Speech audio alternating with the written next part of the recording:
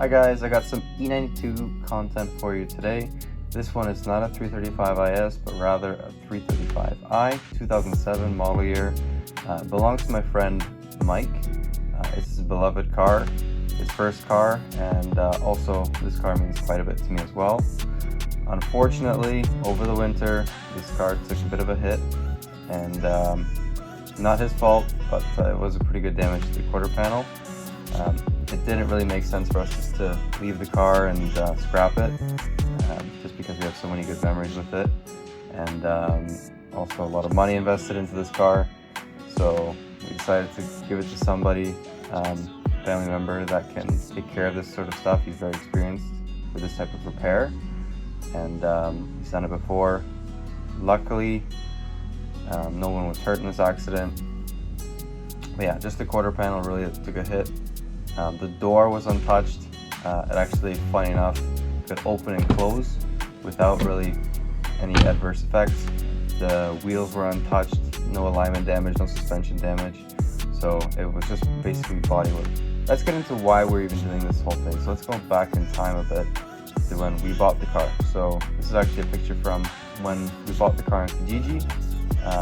The car was built actually by Speed Academy, as the title suggests. And they did a lot of things to it, like a full Cobb exhaust, intercooler, they did a charge pipe, Cobb tune, coilovers by ST. They did a headlight modification to it. They put aftermarket headlights on it, which really updates the car, makes it look really cool. And they put a nice set of Enkei wheels on it with Continental tires. Which really makes the car look nice. The buying experience of the car was quite cool. We went to their garage where they work on all the stuff, and you could see all the cool cars, and the car ran really nice when we first got it. No weird codes, no lights. I think this is the first day actually we had the car right here. And the car looked so cool. Mike really taking care of it, and it was kind of a learning experience for him because it was his first car. So, you know, like, how do you wash it? How do you maintain it? Me and him started doing a lot of things. So, yeah, here's some pictures, you know. We started doing some more heavy-duty maintenance because it had a bit of misfires, like kind of a rough idle. So we ended up trying to do a carbon cleaning to see if that would help anything. Wasn't really too bad, as you can see, but we did make it nice with the carbon. This is like how it before, and then this is after right here. So yeah, put it all together, and the car ran. We did that in the day. We thought it would be an hour or two. That was quite a project. But yeah, Mike was enjoying it over the winter time. Everything was going good, and then problems started happening. The coolant started leaking out of the car. Wastegate started rattling. We said, that's it. We're going all out. So we bought Vargas OE Plus turbos. Oil pan was leaking, so we bought an oil pan gasket kit. The radiator was the cause of the coolant leak, so we ended up going through the radiator. And we got to work on it thinking, it's going to be a few days, no big deal. Drain the coolant, take some bumpers off, take off the intercooler piping. And it ended up being quite the project. This thing actually ended up taking us, I think, 4 months to complete from start to finish for the turbo job and the gasket, because we also found other things that would go bad, so engine mounts. Then Mike said, I want downpipes, right, because more power. And yeah, we finally got the turbos out after a while. Wastegates were out, so yeah, we're kind of happy that we changed them out. And yeah, it was quite the intensive process. Couple pictures, so yeah, we learned a lot as we were going along. But yeah, we found other things that went wrong with it, like the O2 sensors wouldn't come out because that was all rusty. The oil pan gasket was an absolute pain to take off because of a couple bolts. But we got it out, cleaned it all out, really nice. This is me. Once we were almost done at this point here. And the new radiator, you can see. And yeah, finally got it started. The booster on the ground. That was a really cool day. We were super excited for that. The first started up pretty much perfectly, no hiccups. Great feeling. Then, taking out on the road for the first time. This was literally at like 3 a.m. and then we had to go to work the next day. So, yeah, that was not an easy day at work. Then right away we've noticed, something's smoking pretty bad. So we had to upgrade a PCV valve. We did that, started it up, and then the alternator went to crap, and then the battery at the same time also went to crap. So to do that, you have to take out the oil filter housing. So we did the gasket at the same time. Then the Mickey Mouse flange failed. So we had to do that as well because it was leaking coolant everywhere. Because to get to the gasket for the oil, it was just a nightmare. Then the coolant leaked all over the belts, made that all squeak all funny. So we had to change out the belts on the car and the tensioners, tensioner and pulleys. Get the hammer! Get the grinder! And then we were kind of back up on the road again. Hey, dude. God, you are disgusting. A disgusting animal.